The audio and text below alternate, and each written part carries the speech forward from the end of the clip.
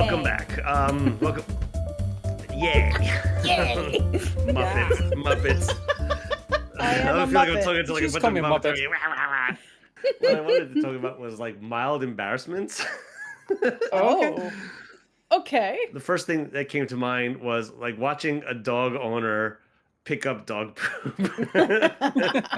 This is an activity that as someone who doesn't own a pet gets to watch with glee every time I get to watch a dog owner have tried to in some way like do this without looking completely kowtowed by the dog.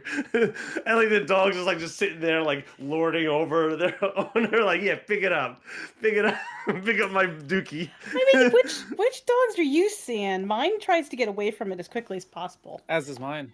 Yeah. Yeah, she's like, I didn't do that. I didn't do that. Yeah, I didn't do that. Yeah. Well, as a non-dog owner, the thing that makes me laugh is like just watching them, take out the little baggie and then turn it into an inside-out glove, and then like look Technique. around at people, just like make sure there's as few people as possible watching as they go and clean this up, and then they gotta like feel the warmth. Oh yeah. Oh no, I make eye contact. I'm like, I exert you dominance. make You want to see me do this? I have a very different perspective. When I see that, when I see like an owner doing that, I'm like, good job. On the East Coast, people just leave stuff, and I don't mean to dislike the East Coast. It's been a long time. I feel like people I have guess it's gotten a lot. fertilizer. It's fertilizer, right? Yeah, it'll the rain will get it, right? And I'm sure it's gotten a lot better in the last like 20-ish years, right? But the moment I came out here, people were a lot more responsible, except for the ones who just put it in a bag and leave it on the side of the trail like they're gonna come back for it. What? That is the one that gets me, because I'm like, okay, if you had just left it on the side of the trail, nature would eventually take it, but you just put it in a bag? Yeah. And they always claim, oh, I was coming back for it. But what you have is these like hiking trails just lined with like multicolored poop bags. And it's like, oh, that's really helping my hike. Sandra, I was in Seattle. Western. I was in Seattle last year, and we were like by the beach, and there was someone. Their dog took a huge dump. Right? Oh my god! We're already A fun dump. A fun dump, right? Big Not a war little dump. And they just left it, and everyone was like looking at them and like. And nobody said what? anything. On the beach? Everyone said it. Oh, good. They actually did confront them. Oh, everyone was kind of chasing after them. Oh, good. Yeah. But I was like, I couldn't believe that they didn't stop and go back. So I'll tell you the easiest way, though, to confront somebody who's just left that behind is just go, oh, do you need a bag? Yep. And then you just give them one. It's like every time it has worked. Anyway, that's one mild embarrassment. Another one is like using the spitty cup at the dentist. Like when the dentist is like, okay, you can now go spit in the thing, like, and then they just like watch you just go. Yep. Like I don't watch my wife like gargle and spit in the sink, and now I got my fucking dentist like just like, okay, hurry up, so I can get back in there, like, okay, you done a second, like, come on, man. So it's funny, I know what you're talking about. Like, I've had dentist appointments where you've got the spitty cup, but my like dentist must be super awesome now. They just go, okay, do the thing, and then they stick the little spit sticker in your mouth and they just do it for you. It's like some spa service now that you bring it up. At some point it just evolved into a better method, I guess. Yeah, sometimes you need a little break. You need a little break. You need a break. You need a break. That's a dentist. Like, give me Fill a this with break. beer now. Yeah, seriously, man. Another one is like flies down. Caught your fly down. Another classic. Yeah. I did an online show where I was a part of a Led Zeppelin cover band, and I sang some Led Zeppelin songs, and so I kind of dressed up like Robert Plant. And back in the day, he like wore these really kind of tight jeans and all this kind of stuff, and so and I was younger and thinner. I could pull that off. We all were. Yeah. And then after the show, everyone was like, "Yeah, that was really great." Oh, but by the way, your fly was open. Oh no! That was the extra show. Yeah, cool, dude. Classic one. And then another one is like in Japan. It's like I had a friend over who like went into the restrooms, and like a lot of Japanese restrooms have like their own toilet slippers in there, and then on the way out he still wore the toilet slippers out, and everyone was like, no, no, no, no, those are the toilet. And he's just like, oh, I didn't know that. Oh, I know who this is, and we're gonna hear about this later. How about you? Got anything come to mind? Yes. Yeah. So I leave a lot of phone messages, but sometimes in the middle of the phone messages, I forget what I was, why I phoned them. Nice. Yes. I'll call you back. I'll call you back. and then I just keep on like end up like repeating the same thing over, and then I'm like, oh my gosh. I'll call you back, and then I do end up having to call them back. God. So it's the worst. It's the worst. Chris, I've got a version of that, but I can't remember my phone number when I'm leaving a message. So I'm like, my phone number is, damn it. So silly. What I'm trying to say is like all these little mild embarrassments are things that like build character. Like you just rather than being like, yeah, yo, you're stupid. you just go, you laugh at yourself, but you kind of build character that way by just being a complete tool on a daily basis. Yeah, I'm good at that. I'm good at being a tool. It's like if you have a kid and the kid just goes down and goes whack and like knocks their head against something, you're like, oh, well, there he's learned a lesson, like there you go. New lessons learned every day from failure, right? Yes. One battle after another, in other words. Oh, there we battle are. after the there other. we are. Well done. I was like, did I prep for the right episode? Where are we going? Which is our topic for today is battles. That's a long walk to get there, but we got there. Well done. Even the intro was a battle. I'll get you there, baby birds. I'll get you there. Baby birds. I'll vomit in your mouths. Feed me, baby bird. Olive Boyle's back. No, never. So battles, keeping them quick, deadly, and cinematic, is the argument that I would make for battles, though I think some might argue otherwise. How do you guys feel on that idea? I think that there's a couple of style of battles, and that's one of them. So I'm not gonna say like be the contrarian, but I'm definitely on the side of a different type of battle scenario, I'd say. But no, quick, deadly, cinematic, all that. They're fun, they're wonderful, but they take a lot of like pruning to get right. Yeah, I would add one more variable to that as well. Or one, like I'd add fun within that. So quick, deadly, and cinematic, and fun. Now, those four qualities of combat are not always entirely connected. And it doesn't have to be quick to be deadly, cinematic, or fun, nor does it need to be deadly to be cinematic. Like they're all kind of. It doesn't need to be swashbuckling to be fun. It could be also very tragic to still be fun, right? Yeah. Right. So they're all different qualities, shall I say? Right. Grab bag of qualities. Like the Battle of Helm's Deep from the Two Towers is like, they really pull on your heartstrings. Are they going to make it? Are they going to make it? Are they going to make tragic? And then, heroic end, one of the most epic sequences in, literary history, but also film history in the moment when Gandalf returns. Spoiler alert for those who didn't see it. But yeah. What?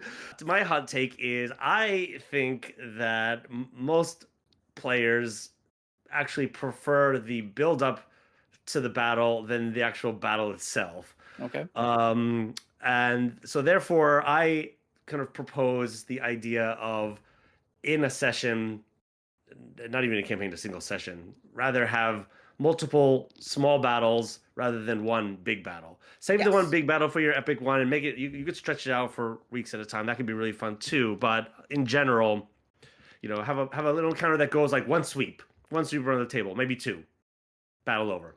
Okay. Next one.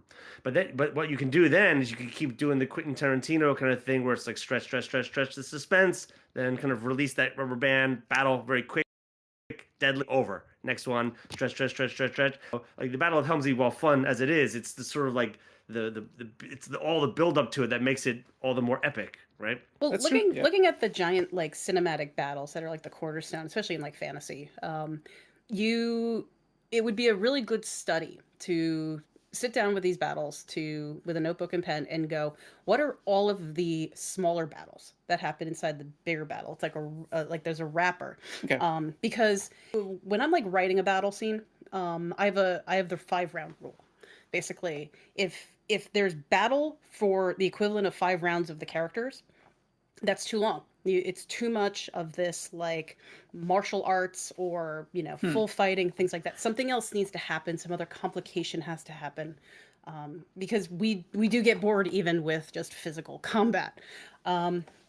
So one way to do that would be to split your party to do different things on the battlefield, right? So you've already created micro battles within your big battle that are going to be interesting because you get to focus here, you get to focus here, and these are breaks of long, like imagine just long amounts of text. You don't want that. So I think And the what you're same thing. saying is you don't like 5 rounds of battle within a static environment. So like varying the environment or like the Yeah, situational correct. things that are happening, right? Yeah. Yeah, camera change, complication, any of that. Yeah. All right. Well, since you started with that, let's begin with making the big epic battles fun, and then we'll go to making the sort of short little skirmishes fun because they're two sort of separate things in a way, right? So Yeah, we'll I start think with the we're big ones. thinking big ones right Okay. now, like all of Okay. us. Well, I brought up Helm's Deep, and that's the one, right? So okay, Yeah. we'll start with our That's big the Helm's big Deep one. big battles. Yeah. Pelennor Field battles situations where it's like multiple phases, multiple days that keeps going Yep. on, right?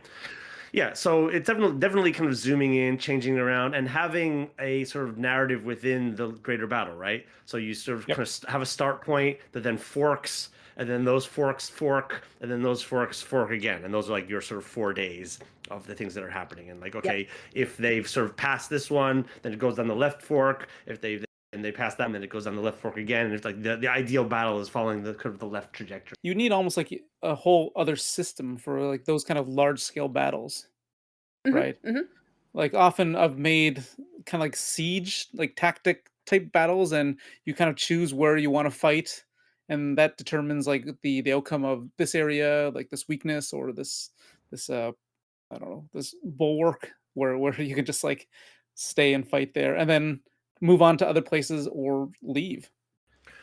Well, in this case, I think what's important to do then as the GM is like so in the large scale battles, the moment to moment battling can be fun, it can be quick and cinematic too, but what the meta level fun is understanding the scope of the battle Yep. and knowing what is going to happen. This is why I'm going to keep going back to Helm's Deep here, but like why Peter Jackson does a lot to kind of establish the battlefield. Like we see that like here's this sort of like run up to the mountain where the keep is, and here's the outer wall, and here's the inner wall, and here's the keep itself, and then we know as they sort of retreat back into it. Okay, they're here, now they're Yep. here, now they're here. We're very aware of what's going on, and so setting up a situation where your players sort of know what's going on. Oh, are we in a sort of mountain pass? But there's this sort of road that we're trying to fight up to get southward, but we can go this way or that way, and you just know what's happening all about. Then you could sort of move in and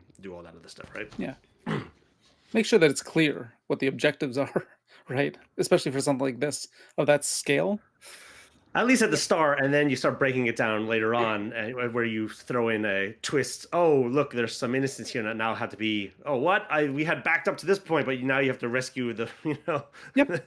the woman in the red coat, whoever who's there. Battles are the most unique little reason to ever plot. Like you've heard the writer argument of I'm a pantster, I'm a plotter. Battle should be plotted. Now, even if it's just on the basic framework of I have point A to B to C to D, or maybe you only know A and D, right? And you're trying to figure out the whole middle section of your battle. Having these points as your beacons of what needs to happen, and then branching off into the other things, you start actually being able to build out a really good battle. And then you get to have all of your like free flowing ideas about how to make that engaging and fun and incorporate character stories and all that other stuff into it. But the narrative design part of it takes a lot of the overwhelm out of trying to map something that's very large, very technical, and perhaps spreads over a large map.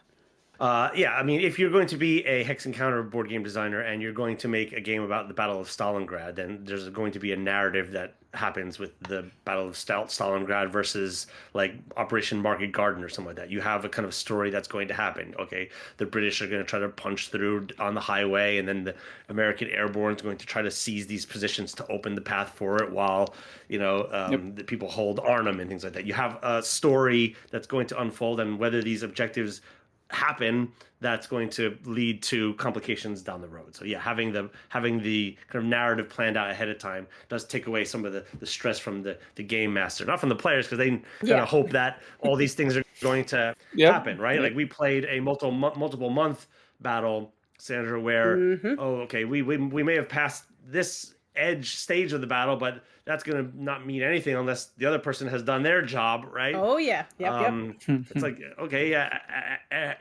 Aragon walking up to the Black Gate and beckoning forth the orc army just to give Frodo some chance. Well, you better hope Frodo makes it, because if not, you're all toast. So it's like those moments, and then you could that's how you make it cinematic. You stop. Okay, that's a moment. Now jump over to what the other players are doing somewhere else that is somewhat connected in the wizard's tower to unlock the door or whatever. It's funny because this reminds me exactly of the couple of episodes I've been watching of Stranger Things. I've been rewatching it because I haven't seen the new episodes, right? So I'm rewatching season 1 and season 2, and at the end of season 2, they're doing that exact same thing where they're trying to pull away all the Demogorgon dogs to this one point so that they can get through. Right, and they're just like cutting these different like battles, kind of like one after the other, like in rapid succession. So it's kind of neat. That's exactly what it is, really.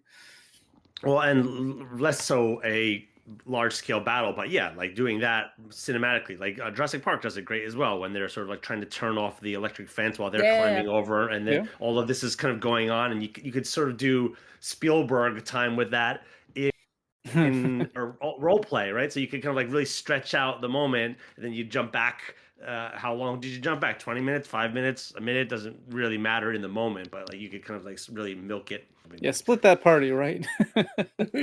Well, that's a way to, if you do split the party, to keep it still exciting despite having the party split, because you're kind of, when it gets to their turn, you jump over to what they're doing, and you keep going back and forth rather than spending the whole time with them and the whole time with the other group, right? Don't see the battle out to its conclusion and then do the other one. You splice them into especially each other. if they're intertwined, like one affects the other, you're going to have to do that interweaving. Yeah.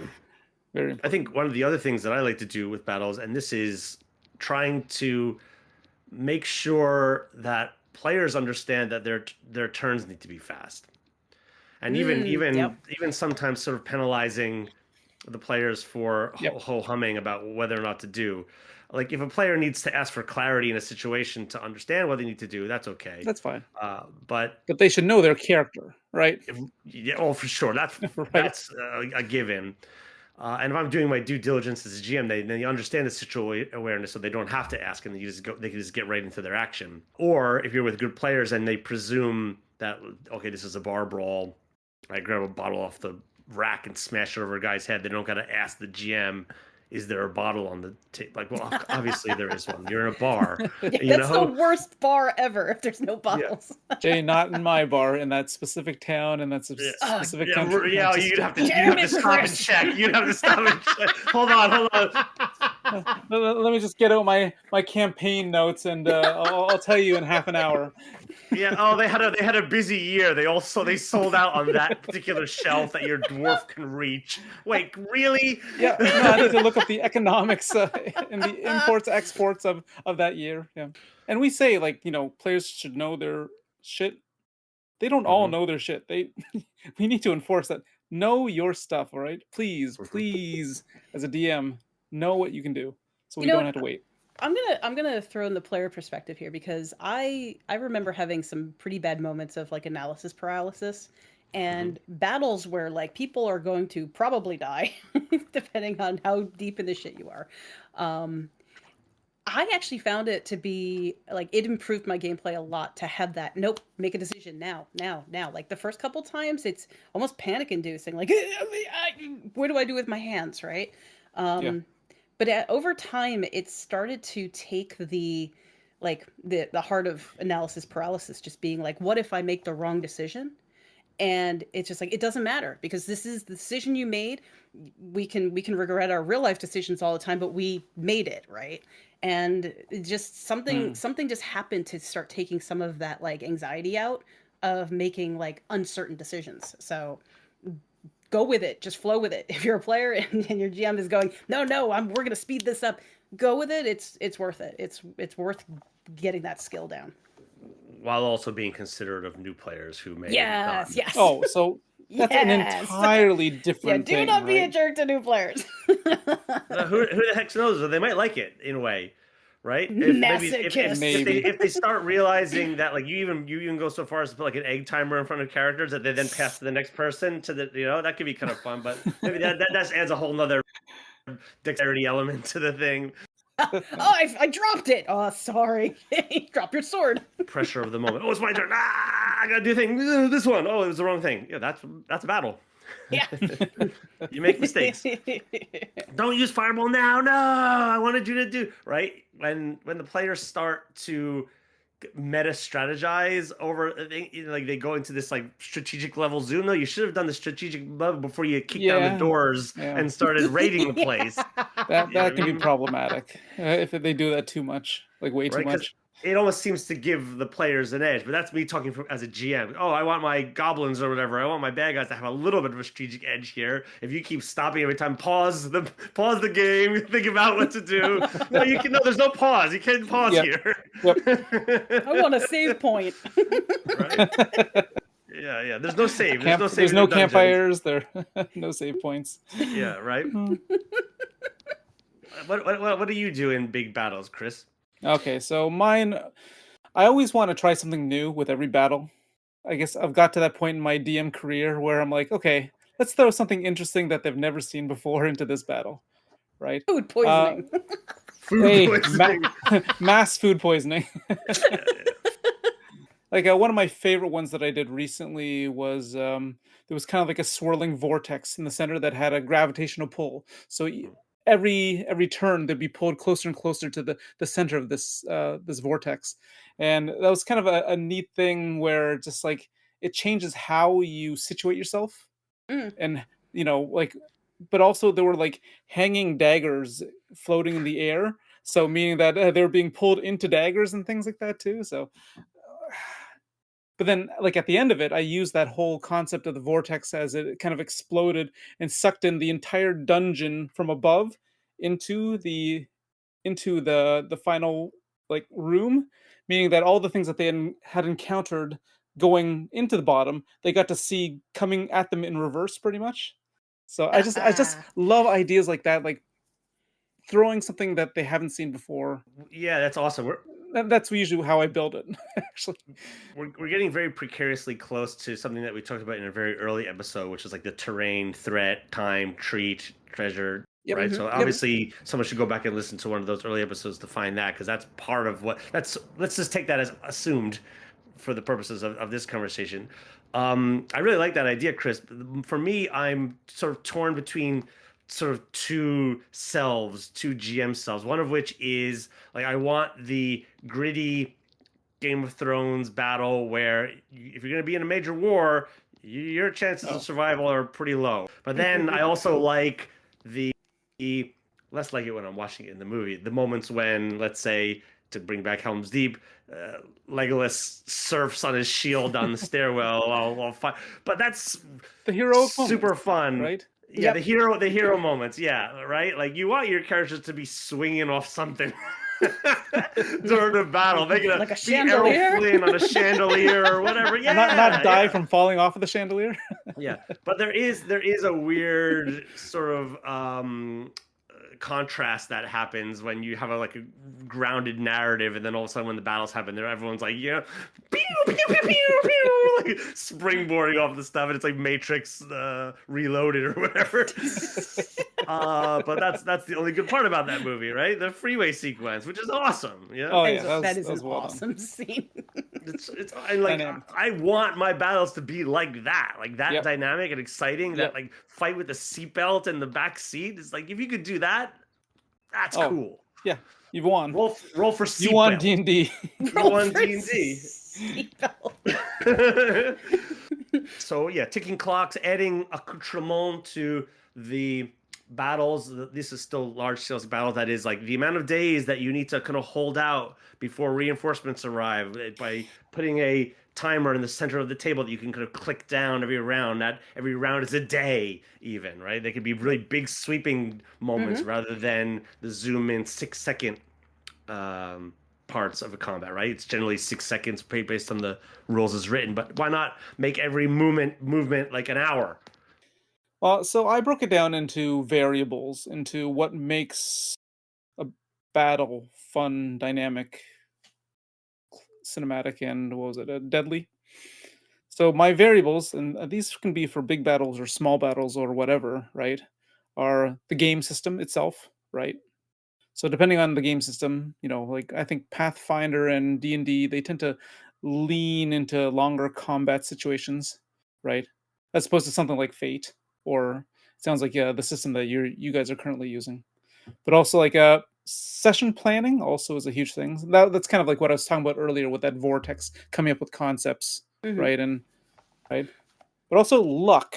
Luck plays a huge role in the duration excitement of a combat, and those are things that we can rarely fix, shall we say? Because like if you roll really poorly for everything, that kind of ruins your whole your whole day or session, One of right? the early things that I used to do for large scale combat encounters, like you're in a giant war, would be to have every time it got back to my turn as the monsters, which I used to just default to that all the time rather than roll each individual monster into the initiative. People will probably screaming saying like, "Why do you do that?" It just makes it easier for me and lets them focus. I can just sweep around the table, then I could do all of my actions at once. But whenever all of the players have taken their action, I'd have every player roll some sort of luck or dexterity roll, or simply just a luck roll if they had it on their character sheet, which would be to indicate the sort of other things happening that they can't be aware of, like arrows flying through the air, Okay. rocks, Yep. molten hot lava. Molten hot lava. Lava. Not what I was gonna think you were gonna say. Whatever. Molten hot women. But that just starts to whittle them away, whittle their hit points away, and stuff like that. Now, So they realize, oh man, we've got to kind of get out of this situation. and it's only towards the players. Well, I'll take away my mob rules for the big, massive combats. I'm not tracking individual enemies, but I rather will say this this army has like a collective 500 hit points. No, I wanted to just throw a little bit of a hot take out. This is slightly off topic, but it's based on Chris's luck roll concept here.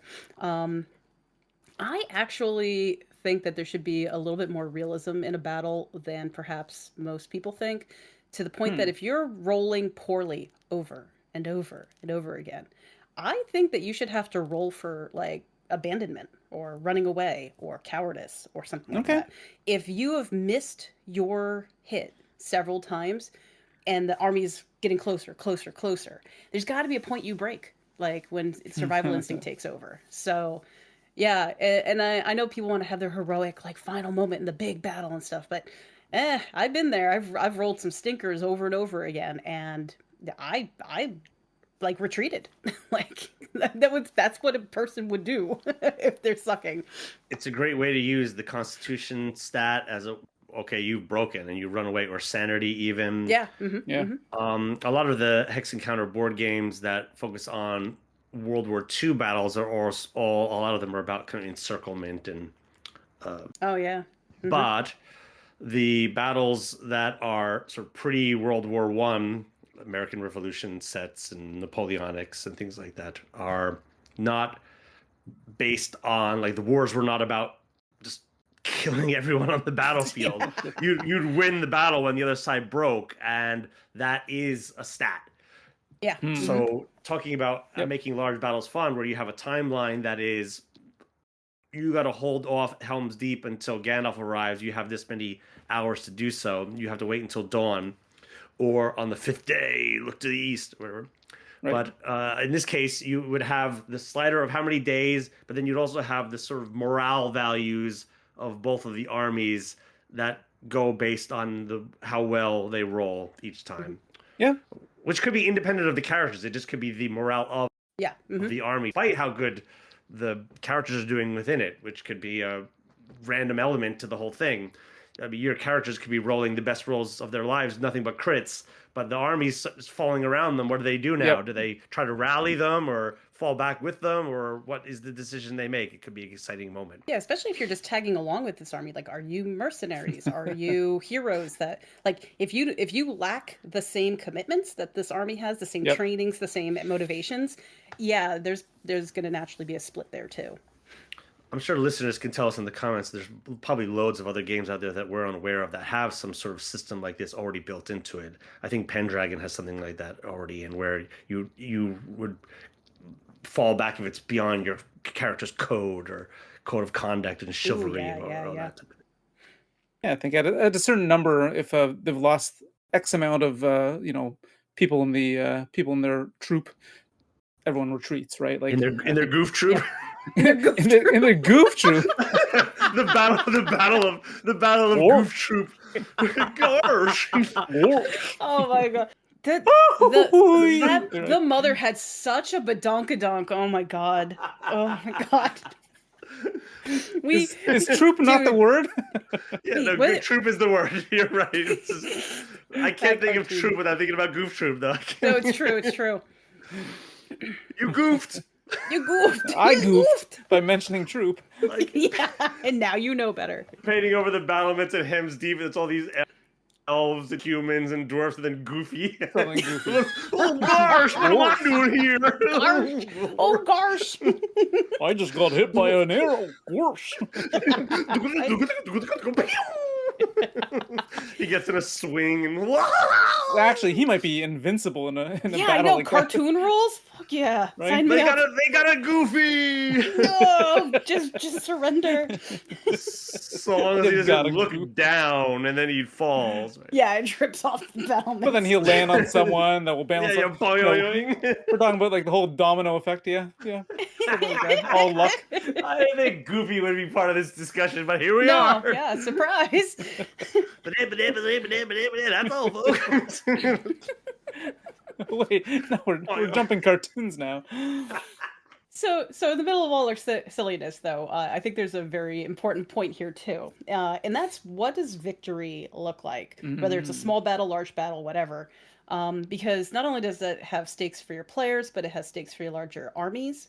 Both sides, maybe multiple sides. Maybe this isn't just a singular army, like fighting a singular other army. We've had that, Jay, where it was multiple armies that don't necessarily like each other, but had to join to fight a bigger thing. And that was like a tense piece, right? But I'm going to go in, and I hope that as I go in, they're going to come with me. Then they don't, and you're like, and they don't. You become the meat grinder, yeah. But I think the like most people have that kind of sense of like, what are you fighting for? Because that's still stakes, right? But I think something that really, really nails a battle is what is your utmost limit? What is a Pyrrhic victory look like? Like when have you just barely skated by and nobody can feel good about it? Like defining even that is super important, I think, even if you're not going to go that far with your group. That could be something that you prepare as a number, or again as another slider. Okay, did you make it till dawn? Did you make it without going beyond how many bad rolls that then pick this? Like throw in a third. You're using all white 6-sideds and throw in one green one or a red one, and every time you roll a 6 on the green one, it goes up. Every time you roll a 6 on the red one, it goes down. Something like this. That's just a random element, or that could simply be something that, as the GM, you back pocket.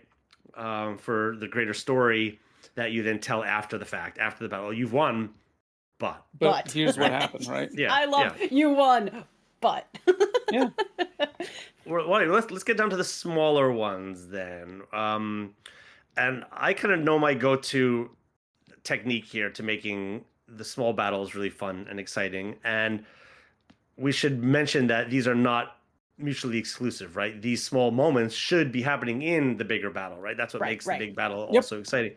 But this, for me, the small moment is not simply going around the table in initiative order strictly. Do it all the time. It's in every battle. Okay, it's your turn. Now it's your turn. Now it's your turn. Now it's the bad guy's turn. Now it's your turn. Now it's the bad guy two's turn. Blah, blah, blah. No.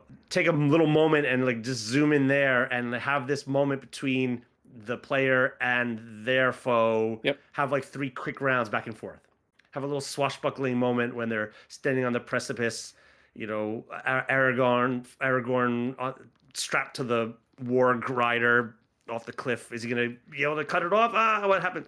Like, just have a few bit. Like, if it's just one roll, it's less exciting. But if you kind of have a little bit of back and forth there, everyone else gets kind of zoomed in and like, ooh, that was fun. Right? Yeah, I've used this many times because of the way that you showed me how to do it. So, yeah, definitely. Yeah. It can break certain games, especially games like D&D, where like a wizard only has certain level of spell slots that they could use, but you get away with it by let them use the magic missile multiple times, even on the same turn. It's as if you're taking one turn, but you've just extended that turn into multiple subsections of the same turn. There are ways. It's just math in the background, right? You've got the theatrical, which you have full control over, and just apply the math as needed in the background for it. Yeah. Well, and this is why I find battle mats start to get away from being able to do this a little bit, right? And so hear me out. I know you're a battle mat man, Chris. Yep. Let's say you have your classic slugfest in the tavern. Next thing you know, the characters are moving based on what they see on the battle map and doing whatever. But if you're doing it theater of the mind style and you adopt this zoom in system, you can have a situation where the character's having a fight with somebody, and then that fight is a fisticuffs up the steps, being strangled over the railing, having the person then reach out to grab the chandelier, kick the person off, swing over, do something else, and then what was that other thing he did? Pause, go over to somebody else's turn. Where so in the I don't see any difference. Just like, you know, having 2 players or 1 player do something with the DM, and everyone's watching, and then have it like go up the stairs like that. That's fine. That has nothing to do with battle mats, really. Like, I guess I find that when players are using battle mats, they're less inclined to do stuff like that because they're wondering where the doors are and here's the exit, and they're not seeing the world in a 3D level as much. They're seeing it in a more 3D level in some ways. That's more consistent, right? Oh, okay. Ooh, certainly more consistent. Certainly more consistent. But I'm not really looking for consistency. I want to throw wrinkles into the situation. You're not looking for verisimilitude, no? Oh, look at you, $4 words over here. Oh, actually, it's funny because I promised my coworker, I promised him I would use that word today. So, very good. God, we get to have a new word each week now. Actually, yeah, in some ways. Sarcophagus is the word next week. No, that's a safe word. Obviously, a lot of gyms, when they work battle mats, they kind of work with the idea of what's happening within this sort of 5 foot by 5 foot square is dynamic combat, and it can move around. I think you can do that a lot more with theater of the mind by saying, okay, maybe they weren't necessarily near the wall, but they are now. That you can have a little smash up against the glasses that then, one of the flaming liqueurs comes, smashes onto the ground, lights on fire. What happened? Oh, but if you were in this kind of corner of the map, you wouldn't be able to do that, which I guess is a limitation. But also, like, you know, being able to see where you are, for some people, that's a huge advantage. All right. Certainly, if you want to use sort of like a lot of ranged combat and cover and what do Definitely. do I get an angle on this guy? That's why people love playing Warhammer, which is a different game for me than it's a very different game, and they're all different styles. I think Chris is talking about the aphantasia problem, that a battle map just helps people visualize their options if they don't have good mental mapping to begin with. I think that's actually the point he's making. Look at you, another $4 word. I have the synesthesia problem. Whenever I see a battle map, I just smell shit. You actually used that right. Weird one, but... Oh, ye of little faith. Once again, you don't think I know what words mean? Oh, you used that word right this time. We gotta praise you, Jay, every now and then. Keep you going. Keep me going. Small snail combat. Small snail combat. Snail Small combat. snail combat. The slowest combat ever. I want We're going for the opposite of that. I imagine if and when snails fight. Yeah, they do. Snails They hit each other with their little doinkers. It must be gruesome. It must be gruesome. Like they burn each other alive with their acids and things like that. Burn each other alive? I don't know. When you go into this snail dungeon, bring salt. Or don't. Or they're chaotic neutral. They're all right. All right. Small scale combat ideas. So okay, we disagree on the battle mat idea, but that's okay. I think you can still do the theater of the mind-esque things.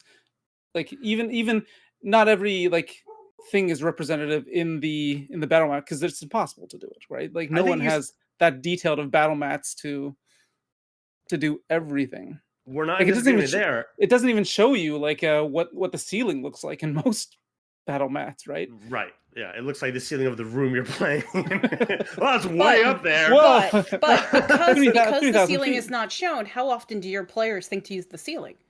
Like that's the thing, because what you choose to show as a focus, like you now have the floor, right? And if you're constantly looking at that model of the floor, you're gonna think, how can I use this floor, right? Yeah. And then my character sheet, Players in first-person shooters don't look up, right? Yeah. Often though, every time they enter a room, I kind of give them an idea of how tall it is, though, right? That's just a personal thing, though, right? Because they'll often ask, and I just have it all readied anyway, so why not, right? Well, we're not in full disagreement here, Chris, because I just think that players are less likely to do so without perhaps encouragement, or maybe it's just my players. Hey, now. But also, though, sometimes it can actually fuel ideas, though, too. Oh, sure. Yeah. Right? Mm-hmm. Right? You see that there is a huge, level difference, so I'm going to push them off, right? This is the perfect opportunity. Before, that you really have no idea unless if you ask how high it is. Or maybe you don't even know that there is a ledge right there, right? Well, as much as I go on and on about how much I dislike battle mats, one, I'm a huge Avalon Hill GMT game player where I love my battle mats in that situation. And if I'm going to do a large scale combat, I'm definitely going to have a battle mat out that has the positions of the armies on it. Yep. Mm-hmm. But then within that battle, then I go into theater of the mind of what's happening within that little box. Yeah, and usually like something like in the field, you don't need a battle mat for that because it's just gonna be mess. Right. It's usually flat land, mess, just a whole bunch of dead things around you, right? So ping pong. Oh, we have a guest. Creek. Who is it? Hey guys, my name is Battle Matt. Punch. Oh, jeez. Battle You're Matt. the worst, Battle Matt. I love you, Battle Matt. Did you just beat him up for no reason? Yeah. Crack. Oh, my name's Battle Matt. I came here to punch people in the face. You gotta be careful. I don't know where I'm from. You're gonna get Battle sued Mat's by scary. Battle Mat's scary, yeah. God damn. Battle Matt, you're the worst. Hey, man, I got feelings too, you know. Dude, I'm with you, Battle Matt. I'm sorry, Battle Matt. Jay's a jerk. He just came in and punched him. Wow. No, he punched me. He's a Battle Matt. Oh, I thought you punched him. I thought you punched him. No, he's Battle Matt. Showed up at your door and you punched him. Battle Matt punches Chris. Hey, oi. I punch. Hey, Battle Matt. Well, he's a jerk. Okay. He's a jerk now. I like him less now. Yeah. Punch. Vicious Battle Matt. Get out of here, Battle Matt. All right, see you guys next week. Yeah. We're getting locks next week. See you later. He jumps through the window. Yeah, did we ever fix the windows from We Christmas? never fixed the windows from Santa. Ho, ho, ho! Oh, wait a minute. Is Battle Matt Santa? Oh no. Check him for sandpaper. He jumps in a pink Cadillac with Goofy and drives off. Sells Mary Kay. Are we out of ideas here? Is this what's happening? Oh no, there's a few things. like, you know, I was talking about my variables. The variables are game system, session planning, luck, but also your players, of course. But also real life is one of these variables that I thought might be a little bit different. Because depending on how much time you have, right, will alter how long of the battles you can possibly make, right? True. It Scheduling. will dictate, you know, the duration, but also dictate the mood depending on how everyone is, you know, based off the things that have been happening in their real lives, and also disruptions and absences and those kind of things. You know, these are all. There's another side to when planning planning an epic, cinematic, deadly, quick battle, right? That we need to consider. I do have some questions though for you guys. So, say Go. you've planned a battle, right? You're going through it all, and And the players nope. They go, yeah, nah. that's a possibility, right? But say, Yep. like, you know, you're doing it and it's not as cinematic as you had hoped. Are there ways you can make it more cinematic? Oh, hell yeah. How? All right, I'm gonna let Jay answer because it sounded more GM focused, but I'll give player part after No, that. go ahead. Well, the obvious is if you're not feeling engaged in the battle and it's become just like a mechanics thing, Yeah. then there's an easy way that you can recenter yourself. You go back to the original, like, what did victory look like for you now personally? Knowing your point in which you're gonna crack, who in your party, if they died, would affect you the most?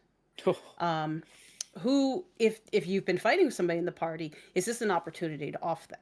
You know, there's so many interpersonal things that you can just immediately jump onto and just like go hard into. So let's go with there's somebody in the party that you especially felt like really attached to at that point. You're gonna now try to protect them on the field. They get into this battle, they do this. Like, what kind of recklessness are you gonna do to try to defend that person or the whole party in general? Is there something in your story that you've developed through the whole campaign that is happening here? Like, you have to get this item, you have to get this revenge, you have to do something, right? Maybe your people were wiped out by the opposing army. Who in that army are you going to personally attack and break from the strategy of your team? All these things suddenly ground you in this battle and make it personal. Yep. Versus just, yeah, I throw fireball. And even if it's not a campaign, if it's a one shot and you want to have your game be very memorable, you can create a connection between two characters with a sort of edit in the middle of combat where they're about to roll their dice and you say, hold on a second. You stop, you do a little scene that's a non-battle sequence between two characters sitting in the tavern and says, you know, oh, the NPC talks to him, when we get into battle, you know, I've never killed somebody in my life, or, you know, I really hope I don't get it. And now it's like, wait, yeah. what? And now then you jump back and now I'm the a motivation pacifist. have shifted. Very well done. And you're playing it more literally cinematically that way. You've just edited in a scene from earlier on, right? Or like the like where they do it with like audio sometimes. I'm on a Promise Lord and of the payout. Rings kick right now, where they keep bringing. I wish the ring had never come to me. Yeah, so do all men who live in such Yep. times. Where they superimpose that text over moments that are happening later, right? Yeah, so doing that, and that just pigeonholed into my answered, or dovetailed rather into my answer, which is the same thing. Sometimes just being a bit more descriptive of the sounds. Yep. Oh yeah. The smells in particular Smells are of the battle. so important. Yeah, smells are really important, Yeah. especially in horror. Or just finding the right piece of music for the moment. If the music is you've got a lot of action set piece music that's bespoke for RPG games on YouTube right now. But if you take the time to find the battle songs that have a little bit of a minor character, like, oh, the battle's not going in the way the heroes want, that then can shift into, oh, it is going the way they want, and time it for that moment when a character's about to roll, and then they roll the right thing. You do a little switch over where things become heroic. That could be a really kind of background psychological effect of like, oh, sweet, now we're winning because the music has changed. Yeah, and no, gotten a little bit more positive. music is huge, just like Yeah, a well-described fellowship scenes, right? theme. The fellowship theme Mhm. has is playing in the background, which means the hero theme has played, whatever it is, right? One of the things that I wanted to mention was we don't often talk about what systems players should play because we like our Yeah. conversations to be broad enough that anyone can use the ideas that we talk about. But Mhm. one of the things that I really like in a lot of board games that have combat in them is the dice pool systems. Like Star Wars Rebellion is one of them. Ooh, okay. Keeping with the War of the Ring, Lord of the Rings reference. There's a game called War of the Ring, which I have, which is great. And the way battles work is simply you can count up all the amount of monsters that are in a battle versus the amount of sort of heroes that are in a battle, and you get X number of dice based on how many people are in there, and everyone kind of just rolls them Oh, together. that's insane. And any 5 or 6, it usually doesn't go above 7 dice or something like that, but 7 dice.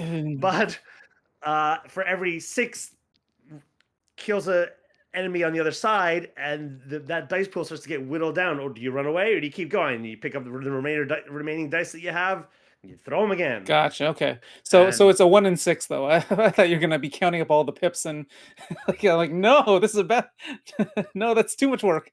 well, in dice pool systems, no, it's usually based on passing a threshold, like 5 or 6, like in my Okay, game. okay. That's Hitting much on better. 5s or That is 6. much better. And then what happens is you can roll additional dice. Let's say you have a hero in comp. Let's say Gimli is there, and now because Gimli is there, you're rolling an additional dice that's maybe a bespoke dice that has different sides on it. It has more 6s on It's a this D8. dice, or a D8, or a higher value dice. Yeah, exactly. And So there's a higher chance of getting higher than 5 or whatever, right? yeah. And we were talking about the large scale battles with the timers and tokens on the board that show you how many hours or how many rounds until you survive. You can also do this dice pool in the center, which simulates the big scale battle that's happening in the background. After every player round, you do a big roll up.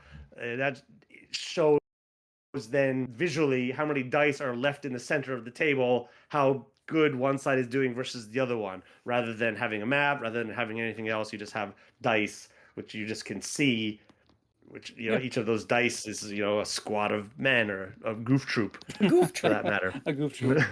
So you Troop hit on of my goofs. last note, Jay, with the do you break or not. I feel like the most memorable moments in these battles, like especially end campaign stuff, always came down to that one roll. Like, do you like it's not roll to see if you die. Like that's a whole different level of narrative, like mindfuckery.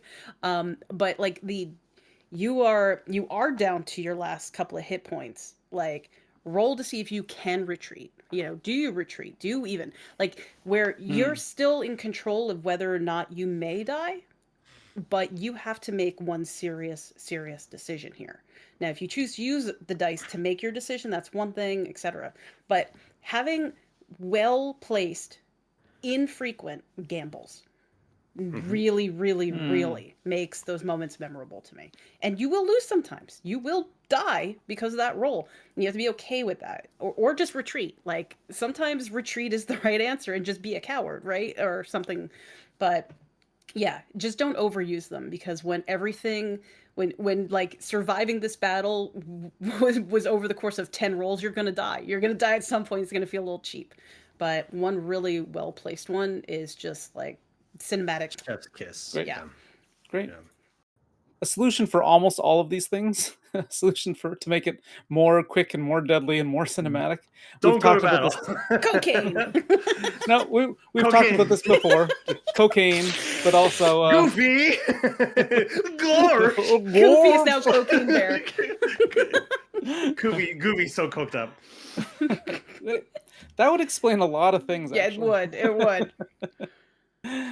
No, but I'm talking about. We've mentioned it so many times before. An escalation dice. Escalation dice. Mhm, Yes. 13th age. Right. 13th age. Yep. Because it just makes fight go faster and much more deadly. and that brings in, the tension, brings in the cinematic moments as well, right? And yeah, it's the perfect solution for pretty much everything. You could also do the opposite, which in a way functions as an escalation dice, which is if your game has a De-escalation dice. stamina. De-escalation. Yeah, well, what I'm trying to say is it's like a de-escalation in the sense that you do, if your game has like a stamina tracker, like mine does, every round of combat, everyone's gonna tick off one round of stamina, and then Oh how yeah, long can yeah. you even Oh, stay in okay. this battle before you're too Yep. tired? So you're not de-escalating, but you're kind of escalating for the you're reaching a breaking point where you've got to say, I need to refresh for fresh troops and get the fresh troops up there while I rest So it for a becomes like day before I go back it's in. like the old boy like a hallway fight where just everyone is really really tired at the end of it, Everyone's and really tired by the end. Yeah, they can't yeah, even pick yeah. up their arms to punch. You're just Yeah. like, So why don't love we that end idea. with, and maybe this is something that we should do more, because I think by reminiscing on our own experiences, that might also be interesting inspiration for other players to say, oh, I want to try that or use that. So why don't we talk about some of our more memorable combat moments in games that we were either a GM for or player for or both or whatever. Any memorable moments that really stand out that you think listeners might be able to take something from and run with it? I was already kind of hinting to that earlier with the having multiple armies that were not allies situation. In that I had a character who is like kind of the leader of one of the armies, but not really trained to do this. It was just more of a noble, put the noble in charge. And it was the politics of that, of all things, that was like a whole new experience for me, because you know how to fight, you know how to do subterfuge, you know how to sneak, but to do politics plus fighting at the same time. And how do you make the decisions, because like now you have like thousands of men under you, right? And just trying to work out what was going to be the best possible path for saving the most amount of people, and Mm. knowing that you are going to probably be the thing that dies as a result, like you're going to give up yourself to save all those other people. And then of course the battle turned completely on its head, and an ancient monstrosity rose from the middle of the town, and then that really focused Yay. everyone real fast. But but yeah, that getting to that moment of going, am I going to sacrifice my character to save as many quote NPCs, but do the heroic thing he would do? And then still then it escalated anyway. That's probably one of my favorite. Very cool.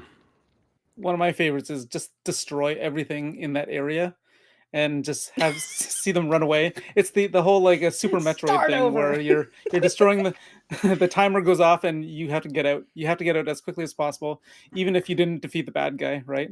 You just Getting out, right? Yeah. it's getting yeah. out. So it's kind of like I had mentioned earlier the vortex sucking up the entire dungeon from before, and it's all collapsing in on yourself, and you just got to get out as quickly as you can.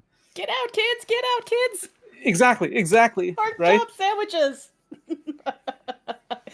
Pork chop sandwich moment. But like I love reusing things. Like I love kind of like the setup and payoff of these kind of situations. Like I had mentioned, you get to see the entire dungeon again, except it's coming at you now, right? So Oh no! I guess there was another one that I did where there was kind of like uh, yeah, it just destroyed the entire area and the ceiling was collapsing and everyone just had to run as quickly as they can. And yeah, I just love those kind of sequences because it's so fast, it's so dangerous. You know that this could be the end at any time, and a few bad rolls and sorry, you're lost under a pile of Yeah, you are rubble, paced. right? Ticking clocks, are Ticking great. clocks just make it crazy. Just go nuts for those kind of things.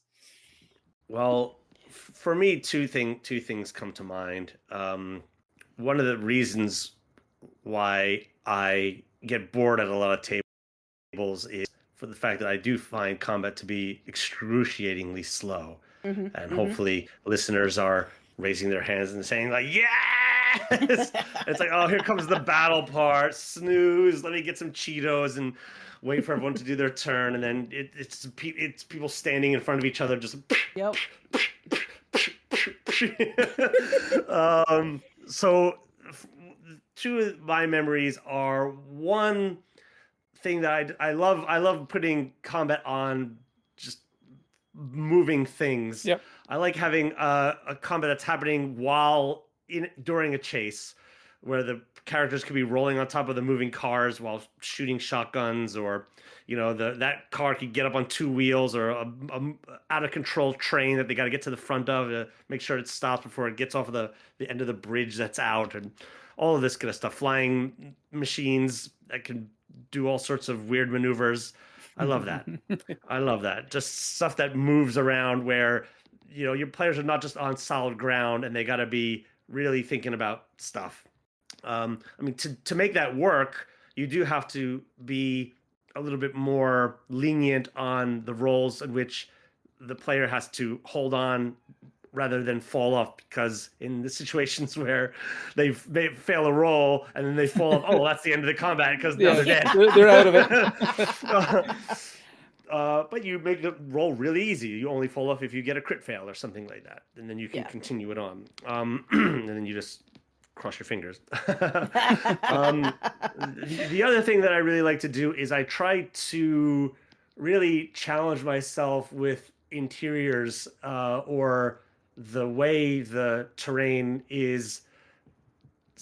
So, for example, I'd have a battle in which would take place they would be in a keep or a house or something like that, and the house would be on the side of a cliff, which then would fall off the cliff, but then the battle would happen during the moment, almost like Inception, where the house is falling off the cliff and tumbling down. So you've got this rotating building where things are moving up and gravity is changing in different situations. Then each round now it's rotated a little bit more. Now where's the door? Where's the exit? Which way's up? Or it hits the water and it begins to flood. Now the water is here, but it's still moving, and you've just got this like the time cruise and the submarine type of situation in the final, albeit anticlimactic end to the Mission Impossible series.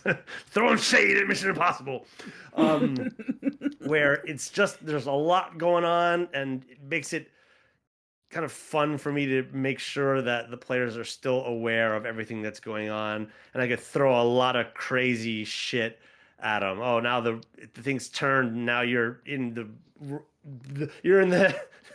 the bad side of gravity, where a bunch that you were saying before, Chris, about like all the knives are coming back at you, right? But then it's like then it turns, and then all the knives stop, and then they go the other way, and you're falling with them rather than they're falling at you. Yep. And that kind of stuff is something that I think GMs should play with a little bit more if they can. Have the battle happening as the two players knock each other off of the highest tower, and like Gandalf in the Balrog, another Lord of the Rings reference, fighting themselves all the way down. Have the battle happen in air, in free fall, drop zone, Wesley Snipes style.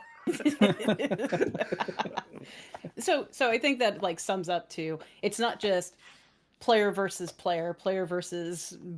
big bad NPC, but it's also player versus terrain. Yeah. Environment. And these are all battles. These are all your distinct battles if you're mapping them out. That's right. And I guess one last comment would be to throw your little comedic moments in there to break the tension. Like, have you have a giant battle, and then somebody's over there, picking up their dog poop. Yeah. Totally happens in battle. Yeah, you gotta go now of all places. Really, this is the place. This is the place. The archers are coming, and everyone's looking. Yeah. And players should do it too, because if you're in a battle, you're a soldier, you're whatever. That gallows humor is real. Talk to people that who are paramedics, doctors. Certainly, if it's in game, yeah. Yeah, like that gallows humor is super real. And don't make eye contact with the dog while it's pooping. Yeah, no, that's just rude. It actually, like, they'll stop. They'll look uncomfortable. Don't do it. Be nice to dogs. Let them poop in peace. They get embarrassed. Yeah. And as we end every episode, it's like a name for dog food. Chris, what do you say? Puppy chow. You What? son of a bitch. Right? Yep. Is that what you're bye. after? Yeah. Or You all the you had dog to do was chow just say chow? chow. You just had to I- say chow. That's the name of the Puppies. But you dog said food. puppies. Is chow. There's Chow always a chow. good reason to say puppies. Yeah, right. I love Yeah. puppies. Puppy chow. Bye. Chow. Cue theme music. Bye. Chow. Why is this so difficult? I mean, it's just Because we funny don't have now. a system. We can't do outros anymore. Ah! Roll initiative.